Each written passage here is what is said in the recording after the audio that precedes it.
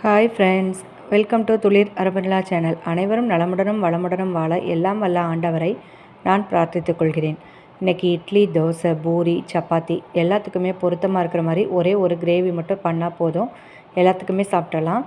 Cooker வச்சுட்டு எண்ணெய் ஊற்றி கடுகுளுந்தம்பருப்பு, கொஞ்சம் கருவேப்பிலை தாளித்து விட்டுட்டு, சின்ன வெங்காயம் வந்து ஒரு 100 கிராம் அளவு இருக்கும்.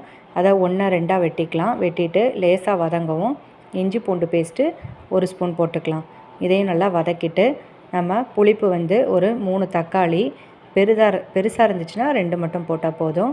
அடுத்து நம்ம கொஞ்சம் மஞ்சத்தூள், நம்ம இந்த கிரேவிக்கு தேவையான அளவு உப்பு எல்லாத்தையுமே போட்டு நல்லா வதக்கிடலாம்.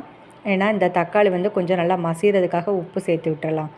இந்த கிரேவி வந்து பண்ணிட்டோம் அப்படின்னா நம்மளுக்கு எதுக்குமே கவலை இல்லை. இட்லி சாப்பிடலாம், தோசைக்கும் சாப்பிட்டுக்கலாம், சப்பாத்தி மீதி இருந்தது காலையில் செஞ்சு மீதி இருந்ததுன்னா நைட்டு சப்பாத்திக்கும் சாப்பிட்டுக்கலாம். கண்டிப்பாக இது ரொம்ப டேஸ்ட்டாக இருக்கும். இந்த கிரேவி நீங்கள் செஞ்சு பாருங்கள். இப்போ நான் உரித்து வச்சுருக்கேன், கழுவி வச்சுருக்கிற இந்த மொச்சிக்காயை வந்து நம்ம இதோடு சேர்த்துக்கலாம். கொஞ்சம் வந்து 1 ஸ்பூன் வந்து தனி மிளகாத்தூள், கொஞ்சம் ஒரு 2 ஸ்பூன் அளவுக்கு மல்லித்தூள், ஒரு சின்ன ஸ்பூனில் வந்து கரம் மசாலா, நம்ம காரத்துக்கு ஏற்ற மாதிரி கொஞ்சம் போட்டுக்கலாம்.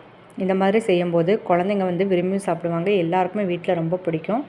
ஒரே மாதிரி கிரேவி பண்ணுறதுக்கு பதிலாக இந்த மாதிரி மொச்சிக்காயை வச்சு ஒரு தடவை செஞ்சு பாருங்கள்.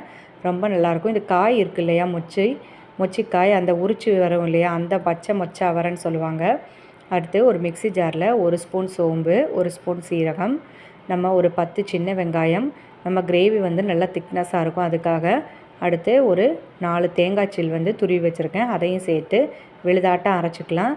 அரைச்சி இந்த நம்ம இதை ஒரு குக்கர்லேயே ஊற்றிடலாம். தேவையான அளவு தண்ணி ஊற்றிட்டு நம்ம ஒரு 4 விசில் வச்சு இறக்கணும் அப்படின்னா நம்மளுக்கு சூப்பரான பச்சை மொச்சிக்காய் கிரேவி வந்து ரெடி. அடுத்து நம்ம கடைசியாக மல்லித்தலை போட்டு கொஞ்சம் பரிமாறி இறக்கணுன்னா நம்ம சூப்பராக இருக்கும். ஒரு வாட்டி நீங்களும் செஞ்சு பாருங்கள். கண்டிப்பாக நம்ம துளிர் அரபன்லா சேனல் பிடிச்சிருந்தது அப்படின்னா லைக் பண்ணுங்கள், ஷேர் பண்ணுங்கள், சப்ஸ்கிரைப் பண்ணுங்கள் ஃப்ரெண்ட்ஸ். நம்ம வீடியோவை கண்டிப்பாக நம்ம சேனலுக்கு தொடர்ந்து சப்போர்ட் பண்ணுங்கள். இப்போ நம்ம விசில் எல்லாமே நமக்கு ப்ரெஷர் போயிடுச்சு, திறந்து பார்க்குறோம். ரொம்ப நல்லா இருக்குது பாருங்கள், ரொம்ப நல்லா வந்திருக்கு. இதை கண்டிப்பாக நீங்கள் ஒரு முறை வீட்டில் செஞ்சு பாருங்கள். ரொம்ப டேஸ்ட்டாக இருக்கும். நம்ம அந்த பச்சை மொச்சிக்காயோட டேஸ்ட் வந்து ரொம்ப டேஸ்ட்டாக இருக்கும். கண்டிப்பாக பண்ணுங்கள் ஃப்ரெண்ட்ஸ்.